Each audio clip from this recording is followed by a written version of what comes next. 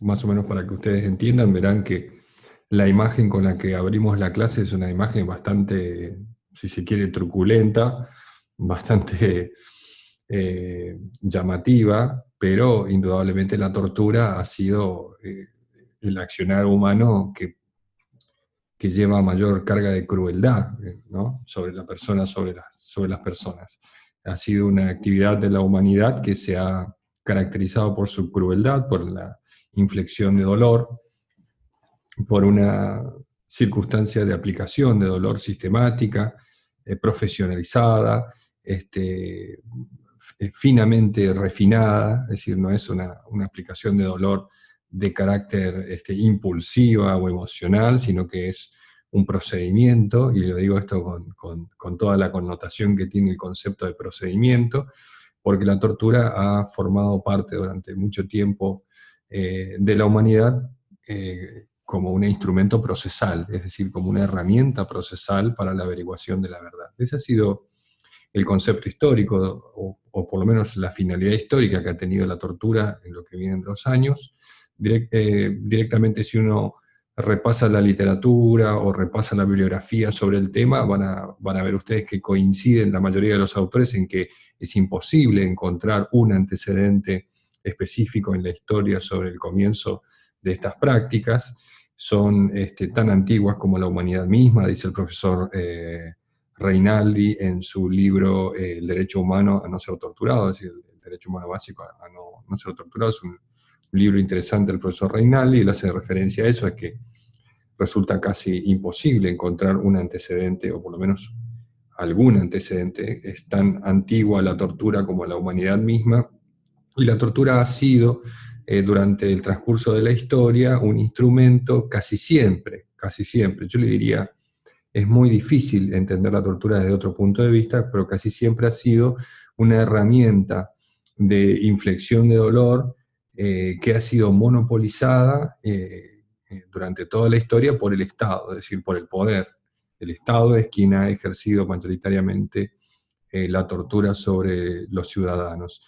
Las acciones de tortura que puedan llevar adelante los particulares también existen, están amparadas en la ley. Vamos a ver ahora, cuando veamos los artículos correspondientes, van a ver ustedes que una de las inclusiones más importantes que hace la ley 23097, que es una ley que ahora la vamos a desarrollar, es una ley que nació junto con la democracia, es una ley de 1984. El proyecto de ley fue confeccionado pocos meses después de que asume el presidente Raúl Alfonsín, ni bien terminada la dictadura militar de 1900, que corrió de 1976 a 1983. A los pocos meses de asumir Alfonsín ya había un proyecto sobre la reforma sobre el delito de tortura, pero van a ver ustedes que durante toda la historia ha sido el Estado el que ha hecho, o los estados, o los soberanos en la antigüedad, o quien detentaba en ese momento el ejercicio del poder, han sido quienes indudablemente han ejercido la tortura. Los particulares pueden hacerlo. En nuestra regulación, tanto el artículo 144 quater como quinto, están amparadas las formas particulares de comisión de este delito, de aplicación de tortura.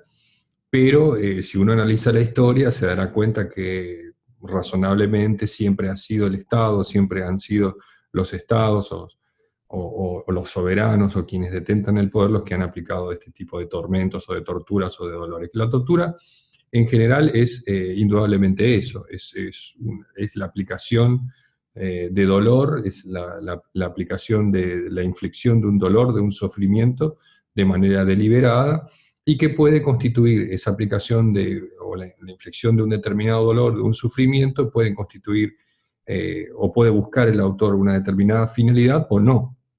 Y ahí es donde nosotros tenemos que prestar mayor atención para tratar de identificar un concepto puramente jurídico, tratar de arribar, si se quiere, a un concepto puramente jurídico de tortura y abandonar los conceptos históricos, sociológicos, incluso vulgares de tortura, en las cuales no permiten, si se quiere, dispersan un poco el conocimiento para entenderlo. Nosotros en la Argentina fuimos muy reacios. La legislación argentina tardó mucho tiempo. Recién en 1984 nosotros logramos incluir en el Código Penal la palabra tortura, es decir, ni siquiera nuestro Código Penal hacía referencia a la palabra tortura, por lo que resultó una cuestión muy, muy, muy difícil de entender. Nunca pudimos saber nosotros ni comprender por qué razón, porque verdaderamente yo hace muchos años estoy ocupado al estudio del derecho penal, tanto como docente o como investigador, y hay algunos aspectos que siempre me llaman la atención, entre ellos es la figura o la palabra del apremio ilegal. El apremio ilegal es un concepto puramente nacional, yo lo entiendo así, creo que es una invención argentina, tanto como la virome, como el colectivo, como el dulce de leche, es una invención argentina, la palabra premio ilegal, y esa palabra premio ilegal siempre ha sido utilizada en la legislación, como sustitutiva de la palabra tortura, entiendo yo como una reticencia de parte del poder o de quien tenía en ese momento la capacidad de conformar las leyes, una reticencia o un rechazo a incluir la palabra tortura por la carga y el peso simbólico y sobre todo lingüístico que tiene ese término en el Código Penal y en la legislación. Entonces hemos nosotros utilizado distintos conceptos o eufemismos como tormentos, apremios ilegales, vejaciones, severidades, y otros términos que como que rodean, como que circundan la palabra tortura hasta que tardíamente y después de haber superado una experiencia profundamente terrorífica como ha sido la dictadura militar de 1976, donde la tortura ha sido un mecanismo sistemático de control poblacional a través del terror y sobre todo de la utilización de la tortura como un mecanismo de confesión y de aplicación de sufrimientos para distintas índoles. No siempre ha sido durante la dictadura la tortura una aplicación de dolor para obtener un tipo de confesión. Hay otros casos, y esto se puede evidenciar de la jurisprudencia de los delitos de lesa humanidad, o los casos que han llegado a la Corte o a los tribunales sobre violaciones a los derechos humanos en Argentina. Hay aplicaciones de tortura que han sido por el propio placer sádico del torturador, o con un efecto de castigo, de amedrentamiento, etcétera, que son todas las formas que puede derivarse de la acción, de una misma acción que es la acción de torturar. Pero en la dictadura militar de 1976 fue, como dice el profesor Bompadre en su tratado, la tortura en esa época encontró su sitio más propicio, ¿no? Así lo dice con esas palabras el profesor Bompadre en su tratado. Si ustedes tienen la posibilidad de leer el tratado, en el tomo 2 está esto, en los delitos contra la libertad, van a ver que dice el profesor Bompare que la tortura ha tenido su momento más propicio, ¿no? Durante la dictadura, porque uno de los medios por los cuales el Estado ha infundido el terror a la población ha sido a través de la aplicación de esta figura, a través de la aplicación de la tortura.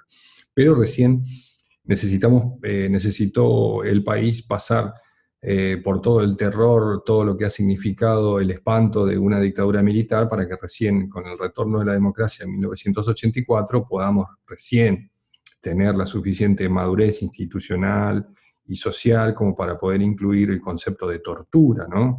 Con esas palabras, con ese mismo concepto, poder incluirlo en el Código Penal, cosa que hasta ese momento había quedado reservado a distintos conceptos que se habían utilizado en la ley, como les decía yo, el tormento, los apremios ilegales, las vejaciones, las severidades y formas, si se quiere, mucho más edulcoradas de referirse a la misma circunstancia, que es la imposición de dolor por parte del órgano estatal a los ciudadanos indefensos al margen de toda legalidad. Porque, como decíamos la vez pasada, es indudablemente que el Estado, en su monopolio en el ejercicio de la fuerza y a la hora de utilizar la violencia estatal y legalmente amparada para hacer cumplir las leyes, va, sin lugar a duda, a infligir dolor de algún modo, ¿no?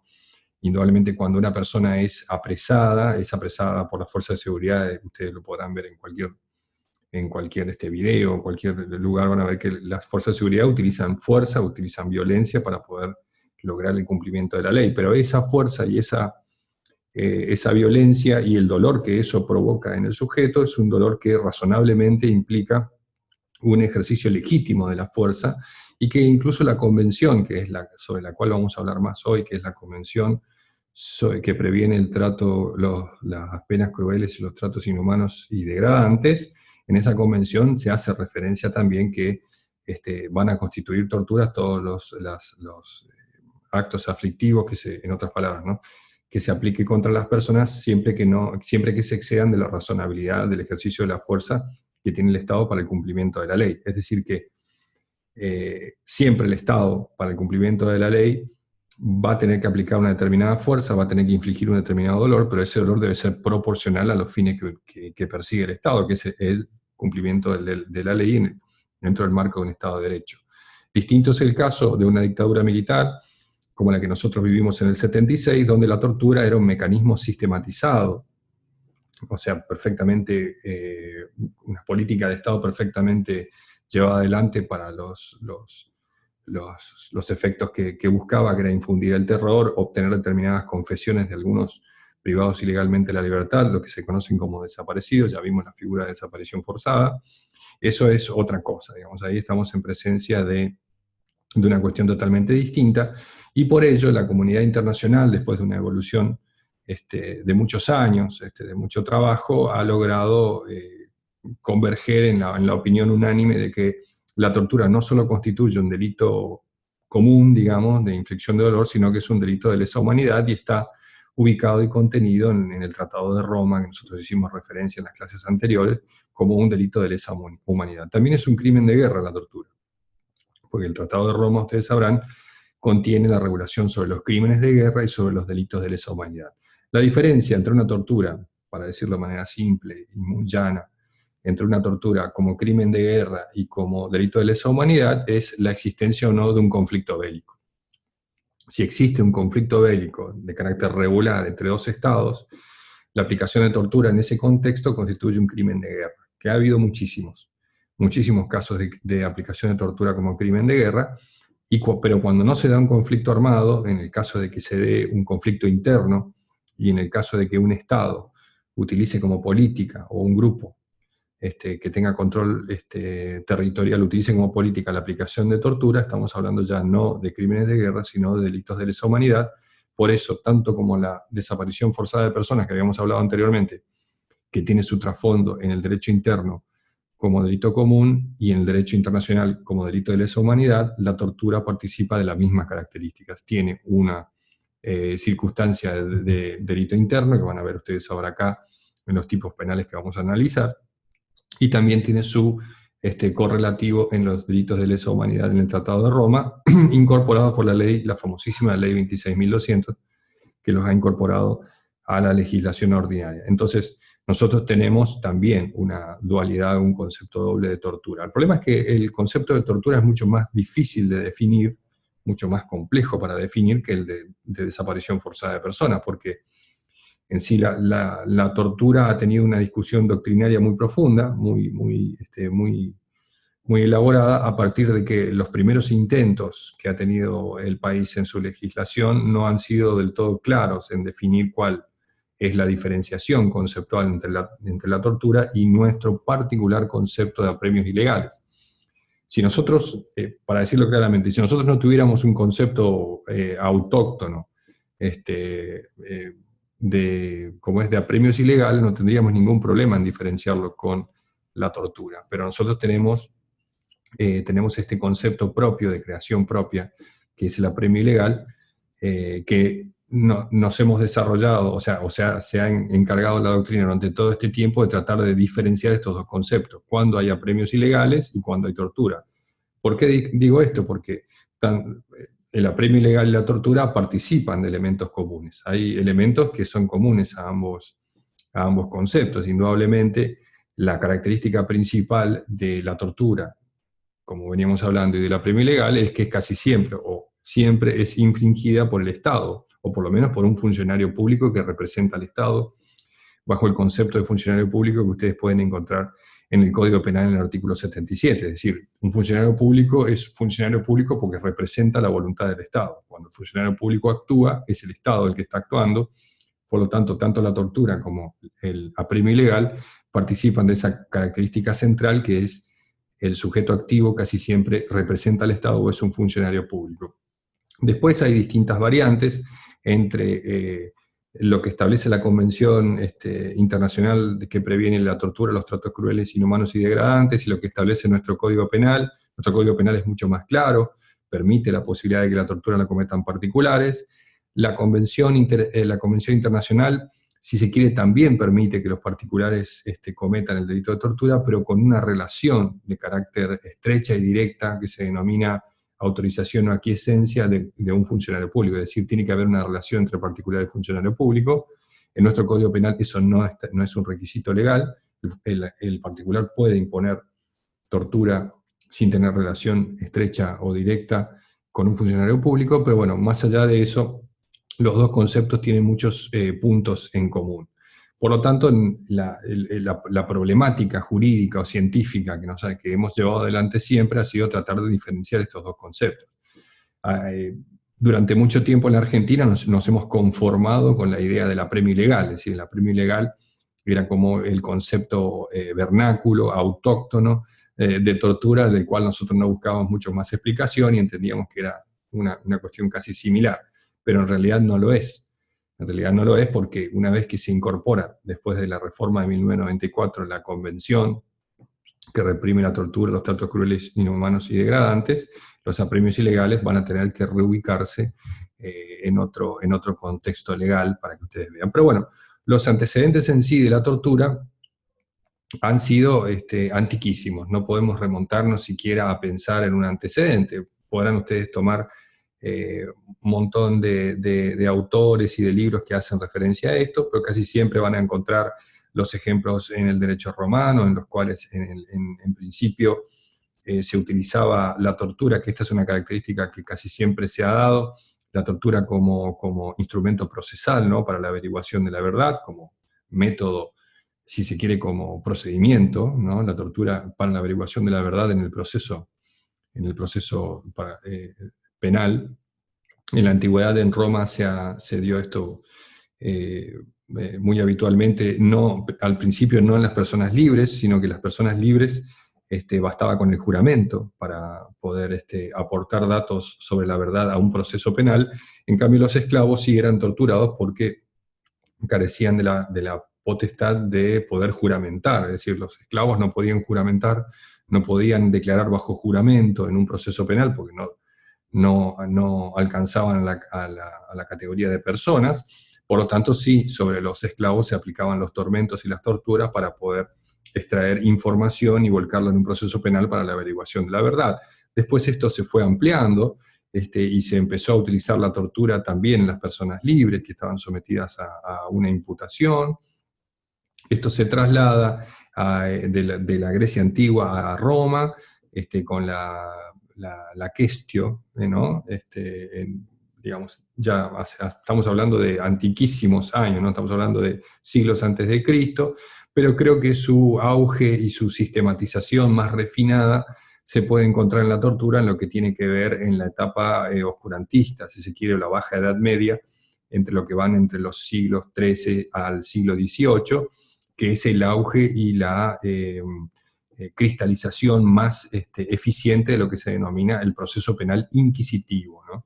El proceso penal inquisitivo, donde el cuerpo del imputado, del acusado, constituía un objeto de prueba, ¿no? Un objeto de prueba, por lo tanto, podía accionarse sobre el cuerpo del imputado como objeto para lograr la averiguación de la verdad, a pesar de que muchísimos autores antiquísimos siempre han criticado la utilización de torturas para obtener confesiones y verdades. Pueden leer ustedes a Séneca, pueden leer a muchísimos autores que siempre han referido a que la tortura debe aplicarse con cierto cuidado, porque la inflicción de determinada intensidad de dolor provoca que hasta los hombres inocentes mientan, decía Séneca. Pero indudablemente en esta etapa de la Baja Edad Media, en lo que va de los siglos XIII y hasta los siglo XVIII, es donde el proceso penal inquisitivo surge con mayor fuerza y donde se utiliza a la persona del imputado como objeto de prueba. Es decir, se puede infligir dolor sobre él para obtener la verdad, que era el sumum del proceso penal, ¿no? La obtención de la verdad. Verán ustedes acá en la lámina que yo les traje como fondo para la exposición de la clase de hoy, verán lo que se denomina el potro, que es una de las tantas formas de tortura que ha sistematizado el ser humano a lo largo de la historia. Hay un montón de mecanismos, o sea, de máquinas de tortura que se han creado. Ustedes lo pueden ver eso en los museos o pueden poner en YouTube algún video que les indique los mecanismos de tortura. Algunos antecedentes nos remontan hasta algún rey que o torturaba, había imitado la figura de su esposa muerta, que era Apegia. Sí, bueno, de ahí viene la palabra de apego, ¿no?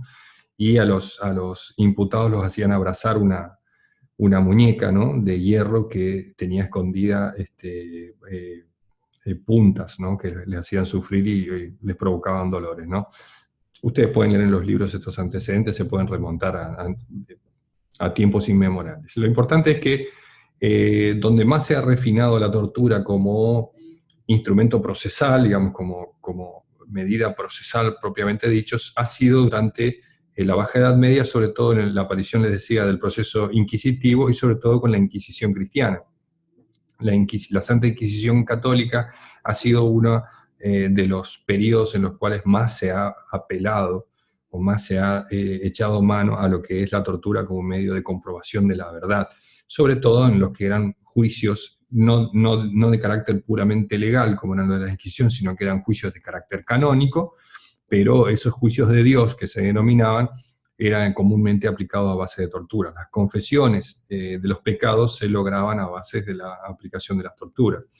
Casi siempre la Inquisición cristiana durante la Baja Edad Media, lo que se denomina etapa oscurantista de la humanidad, se ha sido dirigida particularmente sobre las mujeres para la comprobación de la verdad, ya que las mujeres eran casi siempre acusadas de brujas o de haber tenido algún tipo de relación con el diablo, lo que se las sometía a tormentos impensados para lograr sus confesiones para que después sufrieran las penas. Es decir, la tortura se ha utilizado tanto como instrumento procesal o como castigo. Eh, o sea, de las dos formas se puede ver en la historia de la antigüedad, pero particularmente si uno se remonta a lo que es el concepto histórico de tortura, la tortura ha sido un mecanismo procesal para la obtención de la confesión o de la verdad. Circunstancia que en la Argentina, les decía yo, no fue fácilmente aceptada. Nosotros tenemos una figura ahí muy característica, muy gaucha, digamos, muy propia, muy criolla, que es la figura del apremio ilegal, que siempre se caracterizó por eso, por la aplicación de dolores o sufrimientos para la obtención de una determinada información, una determinada confesión o una delación. Esa figura de apremio ilegal estuvo vigente muchísimo tiempo. Si ustedes analizan cómo fue la evolución, que la vamos a ver ahora, devino en la sanción de una ley que ya vamos a ver ahora, que es la 14616, que se denomina Ley de Apremios Ilegales, así se llama. Así que es indudable que este concepto de apremios ilegales ha sido muy importante. Yo les traje aquí, como para que hagamos a manera introductoria, una pequeña diferenciación conceptual que está tomada de un fallo del Tribunal Europeo de Derechos Humanos, para que ustedes entiendan la diferencia, porque estamos hablando de un instrumento internacional que es el que rige esta temática, que es la Convención que reprime la tortura, los tratos crueles, inhumanos y degradantes. Entonces yo les traje una lámina en la cual ustedes pueden distinguir en qué consiste un trato degradante, un trato inhumano, etc., ¿no? Los tratamientos degradantes son aquellos que humillan gravemente al individuo ante los demás o ante sí mismo o lo obligan a actuar contra su voluntad o conciencia, que es una conceptualización del Tribunal Europeo de Derechos Humanos. Yo les había hecho un ejemplo, creo que la clase pasada, lo pueden ustedes consultar en el video, en el canal de YouTube mío. Bueno, yo le había dicho que hace un tiempo, cuando se produjo ustedes vieron que el mundo medio que cambió después de como es de la caída de las Torres Gemelas, esta invasión que hace eh,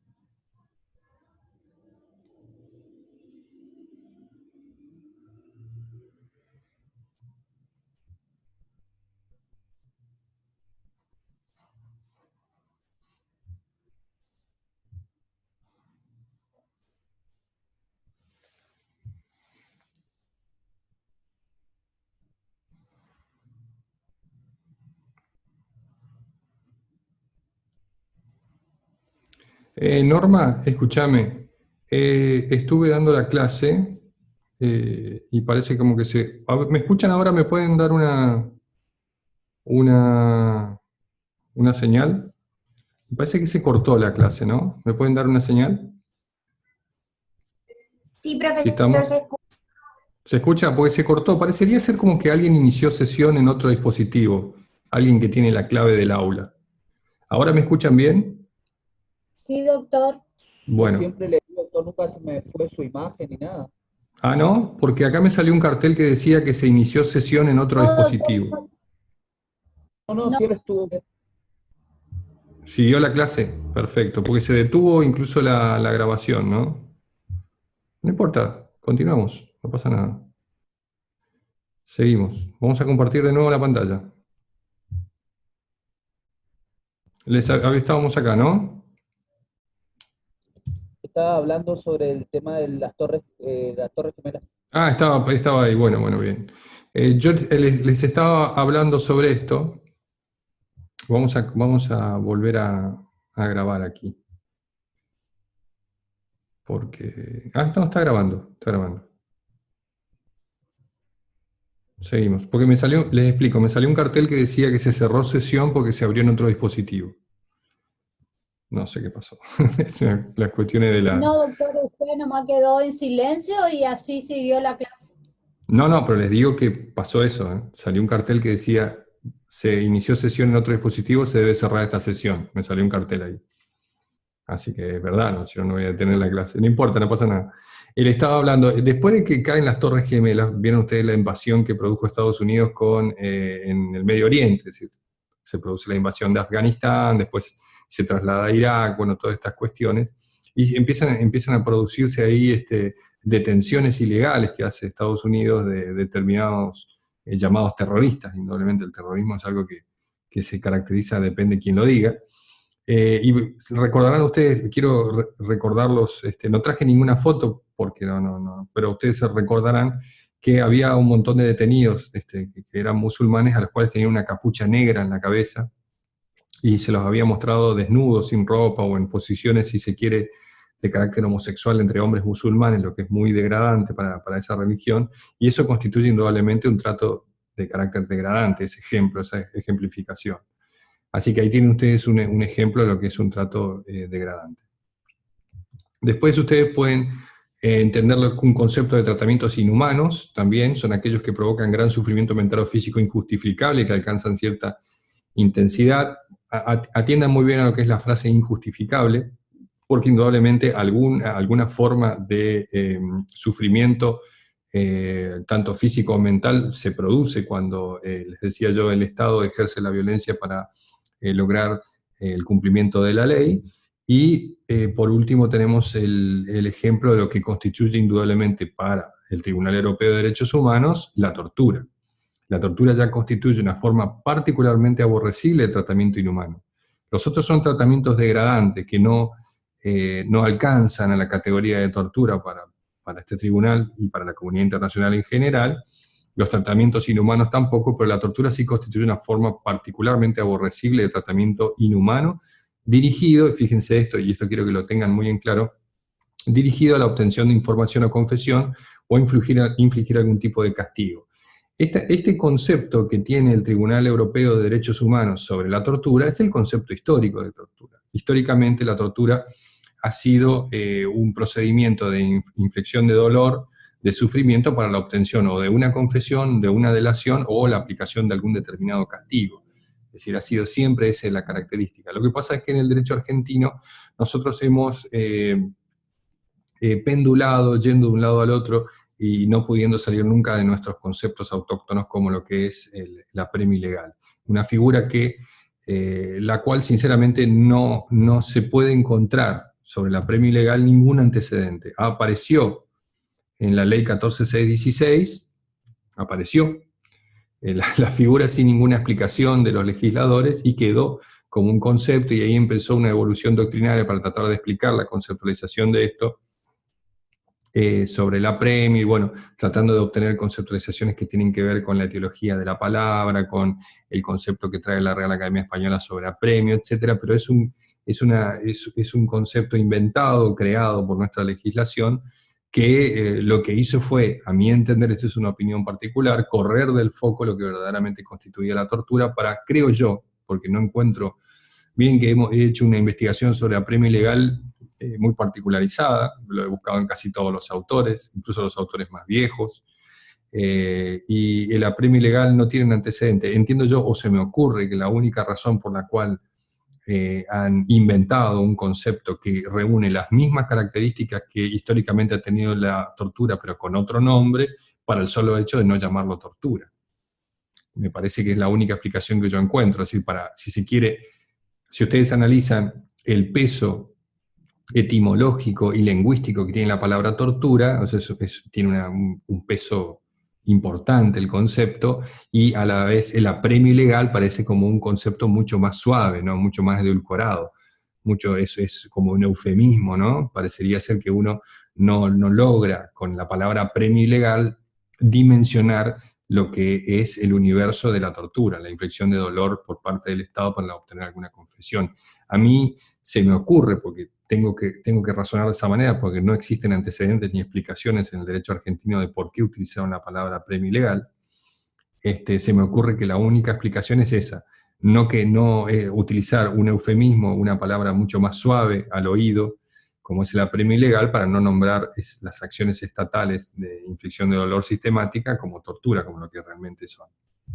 Pero para nosotros entender la evolución en el derecho argentino que ha tenido el concepto de tortura, nos tenemos que remontar a lo que es la sistemática de la ley 23097. Si ustedes entienden la sistemática y los motivos de la reforma de la 23097, y con que ustedes analicen en qué año se sancionó esa ley, que es en 1984, ya van a tener una idea bastante sofisticada o bastante profunda de cuál fue la razón de la reforma, de la inclusión por primera vez en el derecho penal argentino o en la legislación argentina de la palabra tortura, porque volvíamos indudablemente de una dictadura militar entre 1976 a 1983 profundamente agresiva y profundamente digamos, violenta y de sistemática violación de los derechos humanos, en los cuales uno de los mecanismos que ha utilizado el terrorismo de Estado en la Argentina ha sido, entre otros, ya vimos la desaparición forzada de personas,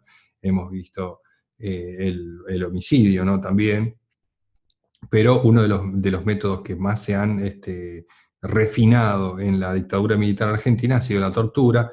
Todos conocemos, porque hemos tenido algún tipo de información, nos ha llegado algún tipo de información sobre las formas en las cuales se utilizaba o qué medios para torturar se utilizaban. Hay muchos medios que se han utilizado en la dictadura argentina, desde el submarino seco al submarino húmedo, la picana eléctrica, etcétera, circunstancias en las cuales se ha llevado adelante esta aberración.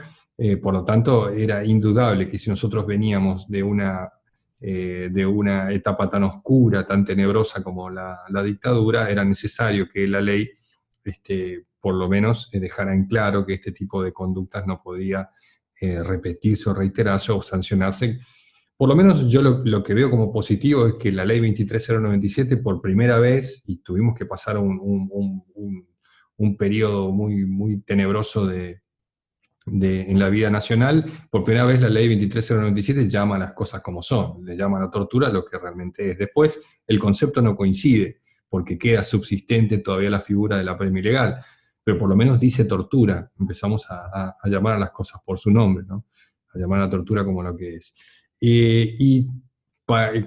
Comenzamos con el fundamento, y por último tenemos que analizar en la sistemática de la 23097 el concepto de tortura y la incidencia que tiene la reforma constitucional del 94.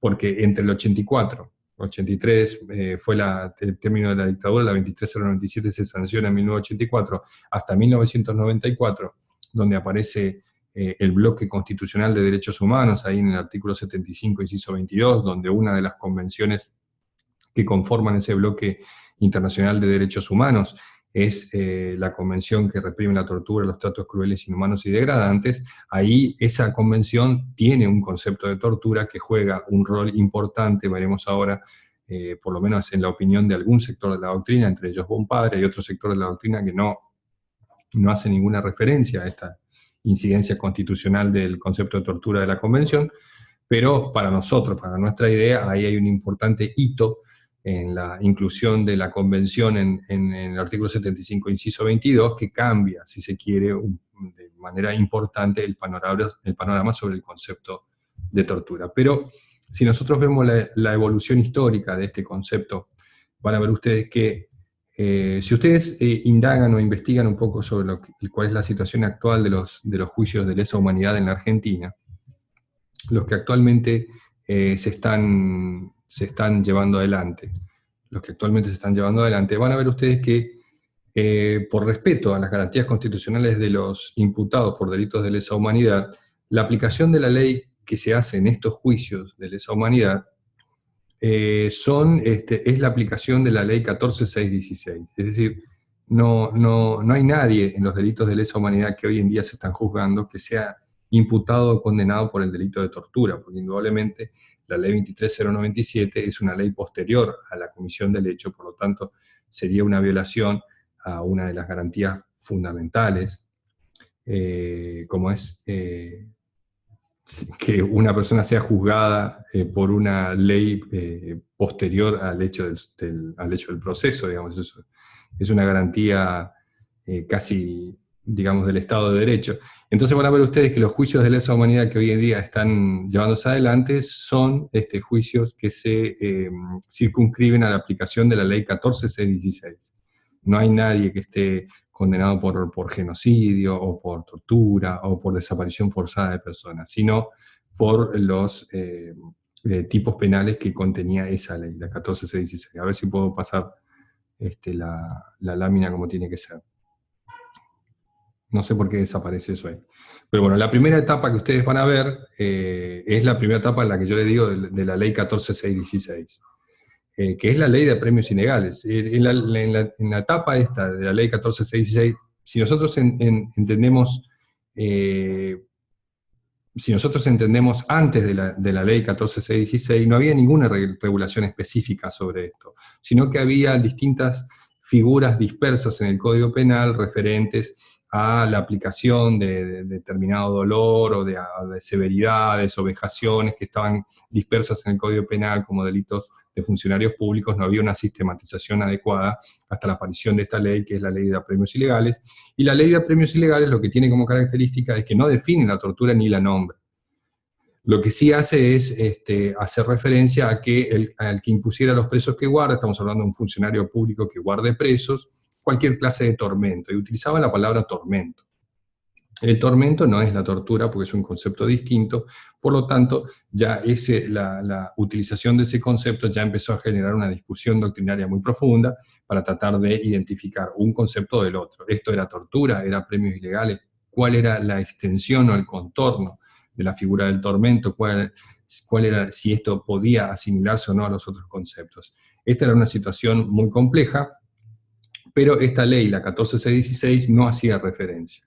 Entonces, nosotros teníamos una distinción entre el tormento, las vejaciones y los apremios ilegales, sin nombrar todavía la tortura, y esto quiero que tengan muy en claro ustedes, no se nombraba la tortura todavía como tal, y se utilizaban para la distinción de estos tres conceptos, el tormento, las vejaciones y los apremios, la doctrina utilizaba dos criterios, un criterio de la intensidad, que es, más o menos la palabra se los dice, y otro criterio que era un criterio teleológico de la finalidad o de la intencionalidad del sujeto. Estos dos criterios se mantienen incluso para tratar de llegar a un concepto acabado de tortura también. O sea, posteriormente la tortura se analiza desde estos dos criterios. Hay algunos autores que entienden la tortura como que tiene que entenderse la tortura bajo un criterio de intensidad del dolor que se le aplica al sujeto, y otros en la intencionalidad, que es lo que más se asemeja al concepto histórico de tortura, es decir, aquel que infringe un dolor para obtener un determinado fin, cualquiera sea, casi siempre, y en la historia se sabe que ese fin por el cual se ha aplicado la tortura es obtener algún tipo de información, de confesión, de delación, es decir, como un instrumento o un medio procesal para la obtención de la verdad en lo que se denominaba antes el proceso inquisitivo. Pero entonces, si nosotros analizamos estos dos criterios rápidamente, vamos a ver que el criterio de intensidad indudablemente hace referencia a la cantidad, si se quiere, cuantitativo en este aspecto, entonces vamos a entender que los apremios ilegales se constituían, a diferencia del tormento, o se diferenciaban de las vejaciones del tormento en un criterio de intensidad. Cuál era la mayor intensidad del dolor, se iba a aplicar una o determinada otra figura.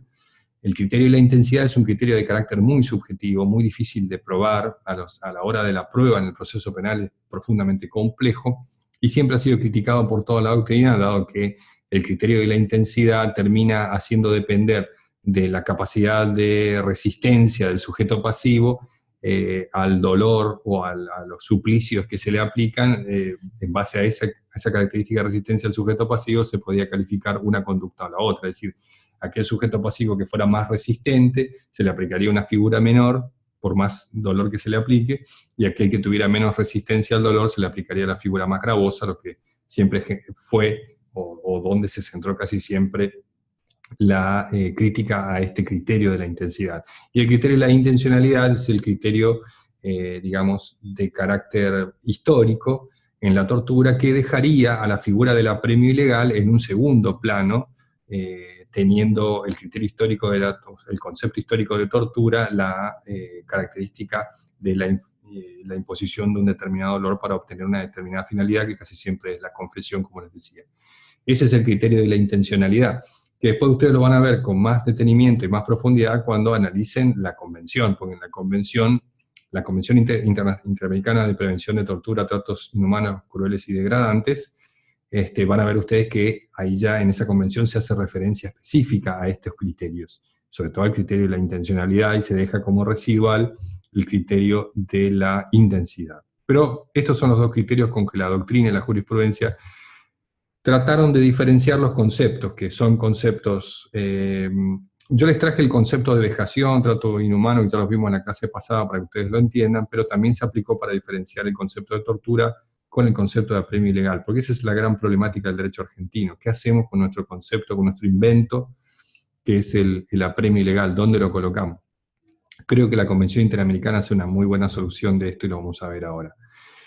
Continuando con esto, con lo que es la sistemática de la ley, van a ver ustedes que en la segunda etapa, ya la primera etapa entonces la podemos resumir como la aplicación de estas figuras por el criterio de la intensidad y el criterio de la intencionalidad o de la finalidad en la ley 14616, la de apremios ilegales, que no nombraba la tortura, sino que hacía referencia a la imposición de cualquier tipo de tormento, y que tenía subsistente las figuras de las vejaciones, la figura del tormento y la figura del apremio ilegal.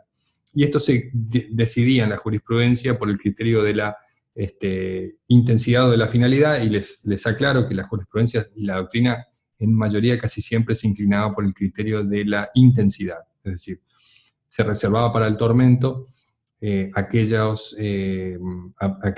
aplicación de dolor de carácter grave, y aquellos que perseguían una determinada intencionalidad quedaban reservados a los apremios ilegales. Para ser más claro, el concepto histórico de tortura nosotros en Argentina siempre lo llamamos apremio ilegal. Entiendo yo, para llamarlo de una manera más suave, ¿no? Y no llamarlo tortura. En la segunda etapa, que es cuando ya se sanciona la ley 23097, estamos hablando del año 1984, después de todo esto que yo les dije de la dictadura militar que pasamos, de la utilización de la tortura como mecanismo de terror por parte del Estado durante todos los años de la dictadura militar. Nosotros tenemos la sanción de la 23097, y ahí, en la ley con la sanción de la 23097, aparece por primera vez el concepto de tortura, ¿no? Un concepto de tortura interesante para analizarlo, que desde el punto de vista legal se inclinó sobre uno de estos dos criterios que vimos recién. Antes de la sanción de la 23097, la doctrina de jurisprudencia discutía si tormento y apremio ilegal se debían resolver por un criterio de intensidad del dolor que se aplicaba, o por un criterio de la intencionalidad del sujeto al momento de aplicar el dolor, para que ustedes lo entiendan. Una vez que se sanciona la ley 23097, esta discusión queda desterrada. ¿Por qué? Porque el legislador de la ley 23097 se inclina por uno de esos dos criterios. Si ustedes leen acá el tipo penal, van a ver, indudablemente van a poder descubrir cuál es el criterio por el cual se inclinó el legislador, que es el criterio de la intensidad. Dice, será reprimido con reclusión o prisión de 8 a 25 años, sin habilitación absoluta y perpetua, el funcionario público, y eso ya es un elemento particular, el funcionario público, ¿no? En este apartado es un tipo penal propio, digamos, es decir, de autor especializado, al que impusiera a las personas legítimas o legítimamente privadas de su libertad cualquier clase de tortura.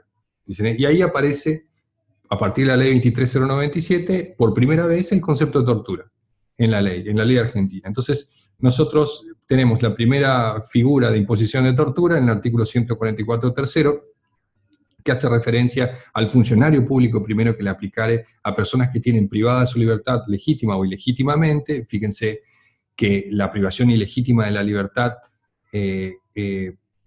tiene mucho que ver con el antecedente de esta ley, que es la dictadura militar, porque las personas que estaban desaparecidas, como lo vimos en las clases anteriores, a través de la figura de desaparición forzada, tienen una forma de privación de la libertad ilegítima.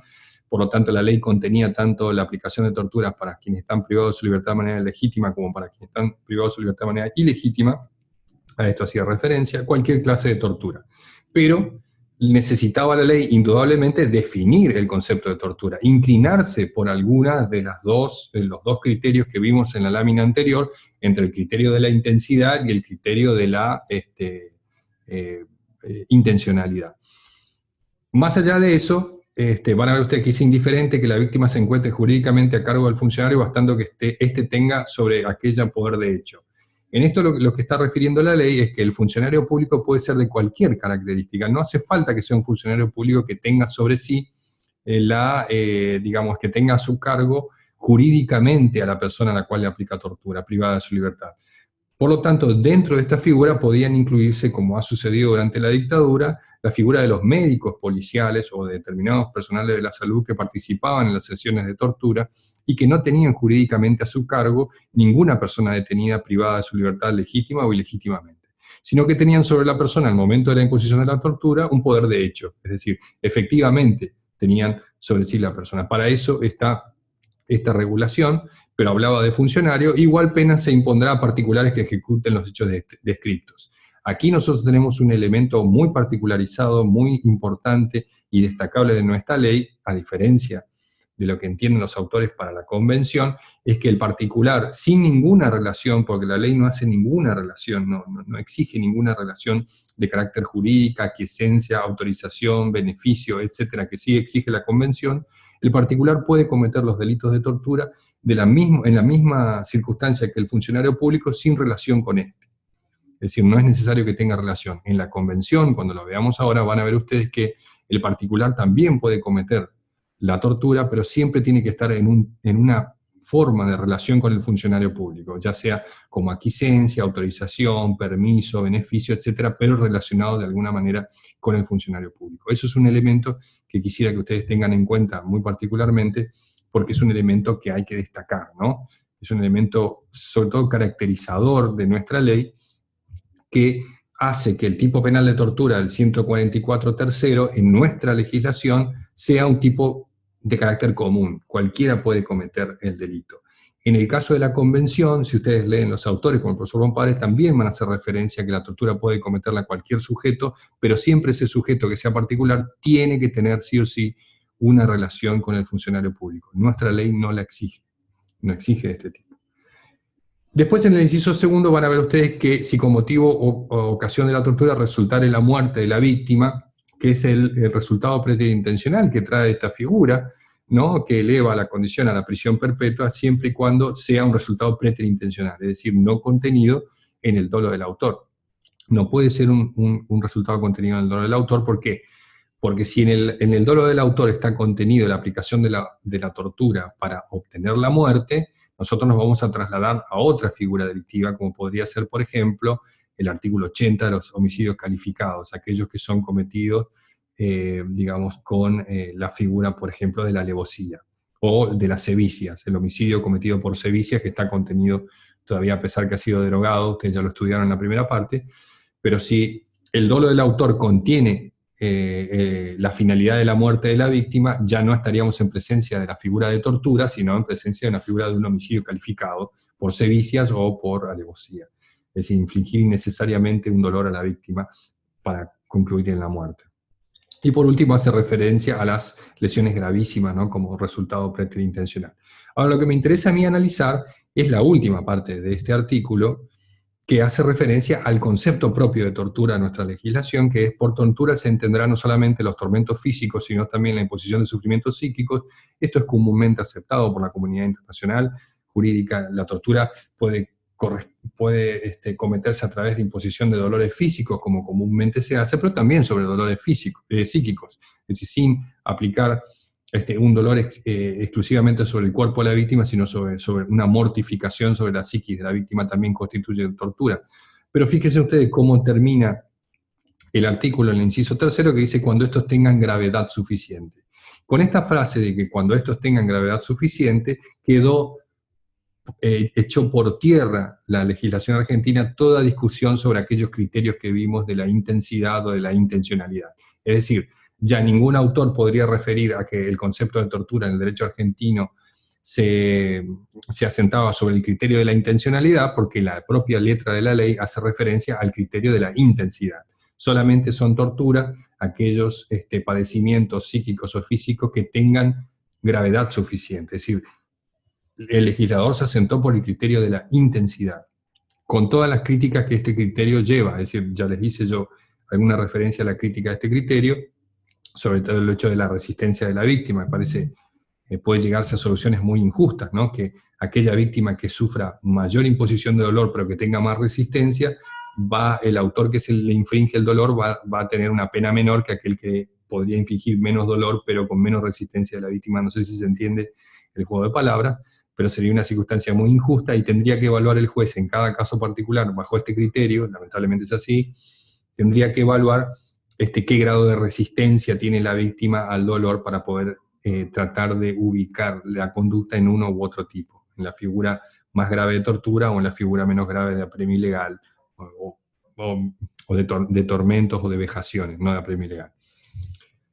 ¿Y qué pasa con el apremio ilegal? Eso sería interesante analizarlo, que nuestra figura característica o si se quiere de factura nacional. Y el apremio ilegal quedó siempre reconducido a lo que era el concepto histórico de tortura, ¿no? Entonces nosotros la característica que tiene el concepto de tortura es que es un criterio, adopta el criterio de la gravedad del padecimiento.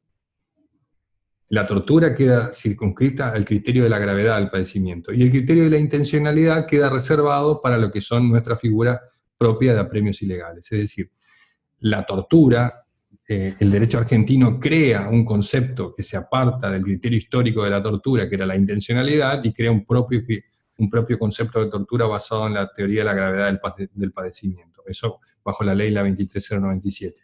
Y la apremio ilegal queda como la figura que históricamente tuvo la tortura, pero queda bajo el criterio de la finalidad del autor. Es decir, la imposición de padecimientos psíquicos o físicos, cuando tengan una determinada intencionalidad por parte del sujeto activo, ya sea el funcionario público o ya sea el particular, como vimos en el artículo, si persigue una determinada intención, obtener una confesión, una delación, algún dato o infundirle algún tipo de castigo, cuando vaya acompañado de ese elemento subjetivo distinto del dolo que lo hace particularmente aplicable al dolo directo, estaremos en la figura del apremio ilegal y no en la tortura. Cuando el padecimiento no tenga intencionalidad y sea grave, va a estar dentro de la figura de la tortura y no del apremio ilegal. ¿Se entiende esto? Mándenme una manito. Si no, después pueden ver el video. No sé si se va a poder subir el video, ya veremos cuando termine la clase. Pero si entendieron, creo que se entendió. Entonces, quedó reservado a partir de la 23097 el criterio de la intensidad del padecimiento para la figura de la tortura y el criterio de la intencionalidad del autor para el apremio ilegal, que es la figura característica argentina, ¿no? Ahora, ¿qué pasa con la tercera y última etapa? A partir de 1994, después de 10 años de vigencia de esta figura, aparece o se incluye dentro del bloque de constitucionalidad del artículo 75, inciso 22, se incluye la Convención contra la Tortura y otros tratos o penas crueles, inhumanas y degradantes, en el inciso 22. Y en la Convención, en el artículo 1, hay un concepto de tortura. Y ese concepto de tortura, a decir de numerosos autores, entre ellos el profesor Bompadre, tiene una incidencia en la legislación ordinaria, dado que tiene jerarquía constitucional, es una ley posterior. Por lo tanto, en opinión del profesor Bompadre, habría una derogación implícita del concepto de tortura que contiene el 144 tercero. Cuidado, porque eso es una opinión del profesor Bompadre y de otro sector de la doctrina, que todavía está discutida. ¿Por qué dicen esto? Porque al ser constitucionalmente superior en la jerarquía de la convención, indudablemente este es el concepto que debe primar y no aquel que contiene la ley. El concepto lo pueden leer ustedes, se entenderá por el término tortura todo acto por el cual se inflige intencionalmente a una persona dolores o sufrimientos graves, ya sean físicos o mentales, con el fin de obtener de ella, está mal escrito, o de un tercero información o una confesión. Ahí están viendo ustedes, no hace falta que siga leyendo aún más, van a ver ustedes que la convención se aparta del criterio que ha utilizado la legislación argentina en la 23097. En la convención internacional, el criterio que se aplica para definir la tortura es el criterio de la intencionalidad, no de la intensidad del padecimiento, como ha hecho el derecho argentino.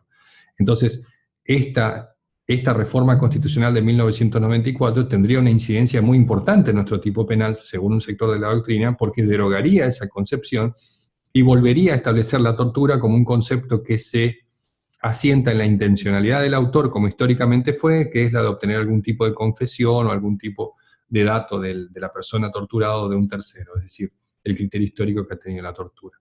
Entonces, van a ver ustedes que la incidencia de la reforma de la Constitución ha sido importante, un sector de la doctrina lo entiende así, entiende que esta convención ha derogado el tipo penal. Si ustedes leen el Tratado de Bonpadre, van a ver que Bonpadre creo que fue uno de los primeros que hizo referencia a la incidencia de esta convención. Después, en un libro posterior de Reinaldi, que trata específicamente sobre la tortura, también recoge esta opinión y la adopta, haciendo referencia a que la convención ha modificado implícitamente, ha derogado implícitamente el concepto de tortura del derecho argentino, y otros autores se han sumado a esta tesis, a Dona y otros autores más, pero hoy en día tiene esta opinión de la derogación implícita, tiene un numeroso apoyo en la doctrina nacional, entre ellos el profesor Bonpadre sigue esta postura. Pero entonces nosotros tenemos 3 etapas bien definidas, que se han desarrollado en la historia de la tortura, que la podríamos identificar con un pequeño cuadro, que yo les traje aquí, a ver si es este el cuadro. Bueno, antes de ir al cuadro, les voy a dar cuáles son las características de la tortura, cómo después de esta derogación implícita de la que habla el profesor Bonpadre, cómo queda establecido el concepto o el delito de tortura.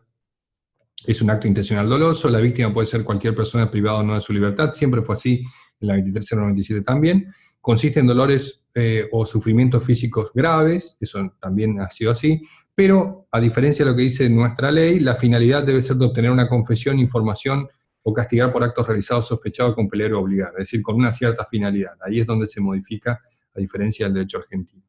Y otro elemento importante de diferenciación de la convención con nuestro derecho interno es que el autor puede ser un funcionario público o un particular, pero ese particular tiene que tener algún tipo de relación con el funcionario. No puede ser un particular como dice nuestra ley 23097. La ley 23097 hace referencia a que los particulares también pueden cometer estos actos sin ninguna otra referencia a ningún tipo de relación o contacto o vínculo entre el particular y el funcionario público, pero en la convención sí se exige un determinado vínculo. Ese vínculo tiene que ser a su instigación, con su consentimiento o su aquiescencia. Si no hay detrás del particular un funcionario público que esté autorizando, consintiendo o en su beneficio, no podría el particular cometer tortura para la convención. Para nuestra ley sí, no es necesario para nuestra ley que el particular tenga detrás un funcionario público a la hora de cometer tortura. Creo que se entendió esto bastante bien. A ver si podemos avanzar un poco más. Sí, tenemos tiempo todavía. Entonces, para que ustedes vean, esto se va, para que sea más didáctico, más fácil de entender la evolución del concepto de tortura, nosotros lo podemos establecer en distintas etapas, ¿no? Que fue sucediéndose con el concepto de tortura. Bueno, ¿y qué pasa con los apremios ilegales, no? Porque la convención no lo llama así, o sea, no es una figura así, pero queda... bajo esta idea de la convención, los apremios ilegales quedan como una figura residual, es decir, para todos aquellos padecimientos que no tengan la intencionalidad que establece, o que no persigan la finalidad que establece el artículo 1 de la convención, van a ser reconducidos a la figura residual del apremio ilegal. Es decir, por ejemplo, la imposición de dolores o sufrimientos que realice un funcionario público en particular con su aquiescencia, que no tengan la finalidad de obtener una confesión o alguna de esas finalidades, por ejemplo, una finalidad lúdica o sádica, sin ninguna de esas finalidades que están establecidas en el artículo 1, va a ser reconducida a la figura del apremio ilegal. Cualquier finalidad, excepto las contenidas en la convención, ya sea un autor funcionario público o particular, esas conductas que no están descritas en el inciso 1, es decir, en el artículo 1 de la convención, van a ser reconducidas a la figura de apremio ilegal. Yo creo que en el manual o en el tratado está, pues yo estoy seguro que está, pero en el manual me parece que está este cuadro para que ustedes entiendan claramente cuál es la evolución del concepto de tortura en la legislación. Vamos a ver, o sea, esto se centra en una sola cuestión, la distinción entre, les decía hoy al principio, entre el concepto de tortura y el concepto de apremio ilegal. ¿Cómo distinguimos estos dos? Uno es un concepto histórico, antiquísimo, que no podemos remontarnos ni al comienzo de la historia, como es la tortura, y el otro es el apremio ilegal, nuestro invento, que a mi manera de ver es una palabra que se utilizó para describir la misma situación que la tortura, pero para llamarla de una manera más suave, para que se entienda, ¿no? ¿Cómo distinguimos la tortura del apremio ilegal? Y lo podemos distinguir con este pequeño cuadro, que distingue. En la ley 14616 la tortura no estaba definida en la ley. Para la doctrina mayoritaria la diferencia con el apremio ilegal estaba dada por la intensidad o gravedad de los padecimientos, y el apremio ilegal no tenía una definición legal tampoco, hablaba de apremios ilegales, la ley todavía lo dice. Era entendido como todo procedimiento dirigido a obtener una determinada conducta del apremiado, es decir, una confesión, una delación o algún dato, alguna información, es decir, el concepto histórico de tortura. Ya con la aparición de la ley 23097, sí está definida la tortura y se caracteriza por la gravedad del sufrimiento de la víctima. Así se aplica aquí, con la 23097, el criterio de la intensidad del padecimiento. Y el apremio ilegal no sigue sin contener una definición legal específica, pero la característica es el criterio de la finalidad, es decir, el fin que persigue el autor, que siempre es obtener una confesión de un ilícito, una declaración, una delación o algún tipo de información que sirva para el proceso de averiguación de la verdad. Esto es con respecto a estas primeras dos etapas, la etapa de la ley 14616, que es la ley de apremios ilegales, y la etapa de la 23097, que es la ley de tortura, por llamarla así, ¿no? La ley constitucional sobre el delito de tortura. ¿Cómo queda esto a partir de la incidencia de la Convención Internacional? Bueno, en la última etapa, que es la de la Constitución Nacional, van a ver ustedes que la tortura ya está definida en el artículo 1 de la Convención y se caracteriza por no solo por la intensidad de los padecimientos, porque son de cierta intensidad, pero sobre todo lo que importa aquí es la finalidad perseguida por el autor: obtener confesión, informaciones, castigos, intimidaciones, coacciones o motivos que sean discriminatorios.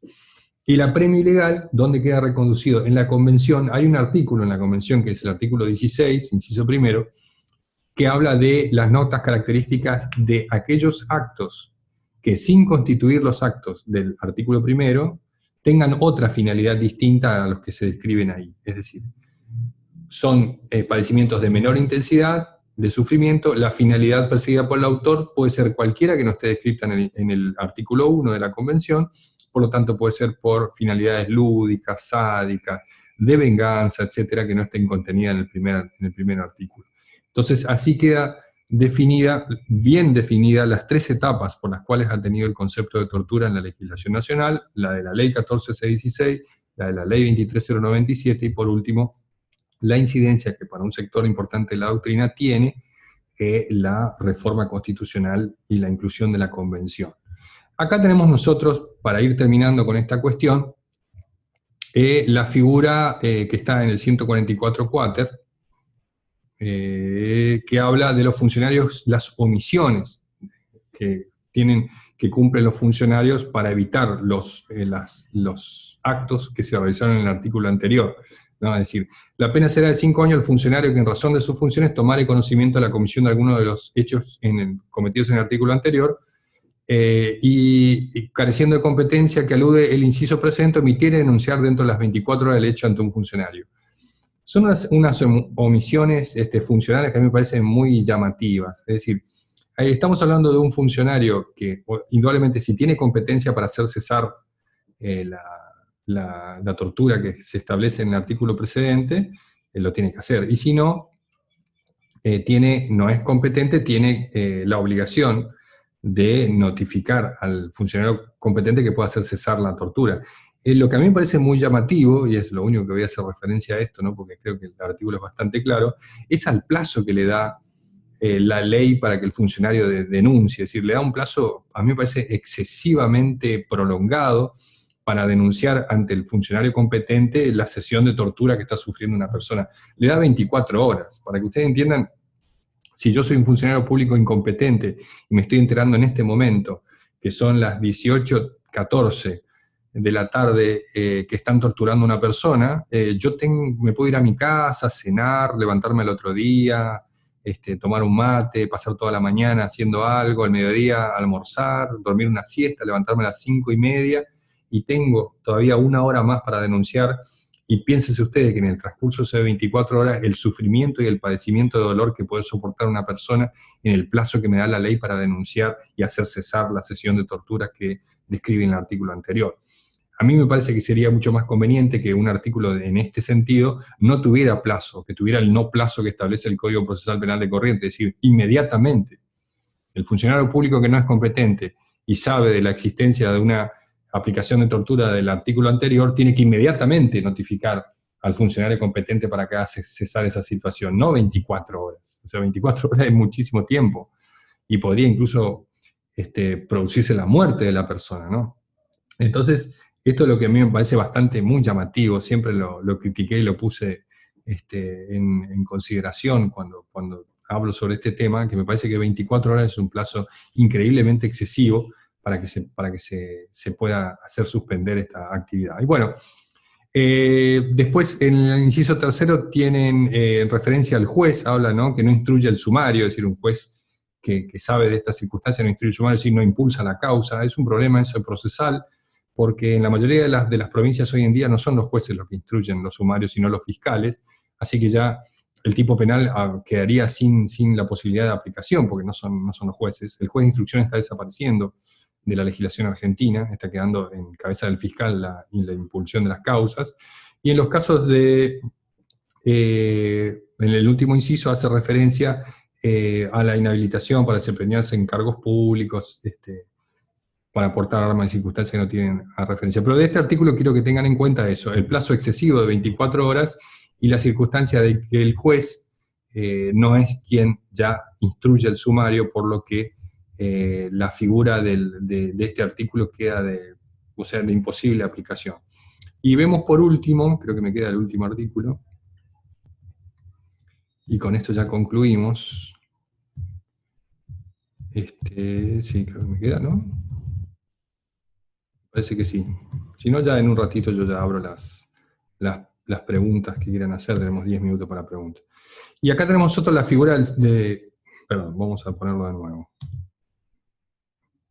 Tenemos esta figura que es el hecho previsto en el cierto. Se impondrá prisión de 6 meses en habilitación especial al funcionario a cargo de la repartición, establecimiento, departamento, dependencia o cualquier otro organismo o circunstancia que permitiera establecer el hecho si hubiera cometido sin haber mediado la vigilancia o adoptado los recaudos necesarios para dicho funcionario. Estamos hablando acá en el artículo anterior, de omisiones de carácter doloso, y en este caso de omisiones de la misma naturaleza de carácter culposo. Es decir, se hubiesen cometido si no hubiera mediado la debida vigilancia, adoptado los recaudos necesarios. Son figuras culposas de ese tipo de omisiones, como las anteriores, pero no de carácter doloso, sino de carácter culposo, ¿no?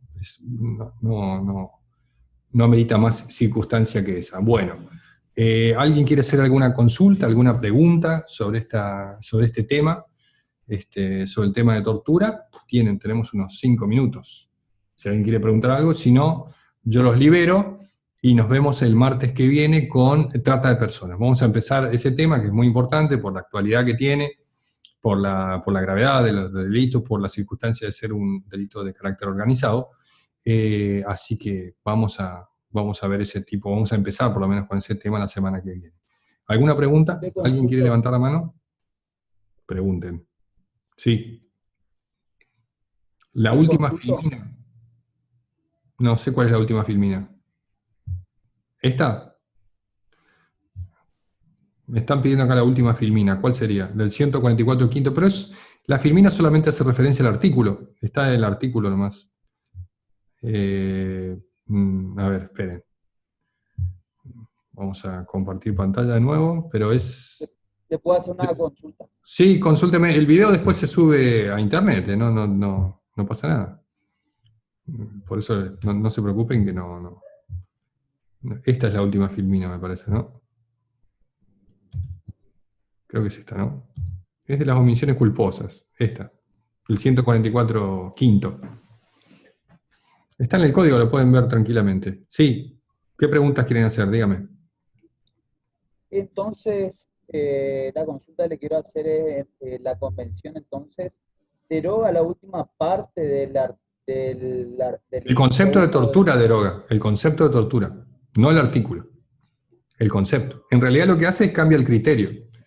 Porque la convención tiene un criterio que se rige por la finalidad y el concepto de tortura de la ley se rige por la intensidad.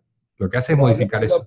hablo del tema de los particulares, que habla el código en la última parte, que dice igual pena se impondrá particulares que ejecutar en los... Claro, la diferencia está que en la convención también pueden cometer los particulares. Claro, en la convención pueden cometerlo los particulares, pero siempre tiene que haber detrás un funcionario que lo está instigando, lo está autorizando o que lo hace que actúe en su beneficio.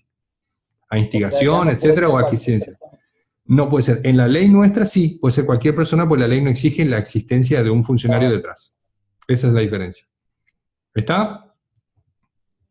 Bueno, gente. Nos vemos el martes que viene, ¿les parece? Nos vemos el martes que viene con la figura de trata de personas. Cualquier cosa, si esto salió bien, lo voy a subir a YouTube. Y si no, bueno, quedará para la posteridad en la clase de hoy. Si alguien la grabó, buenísimo. Nos vemos el martes. ¿Está? Chao, gente.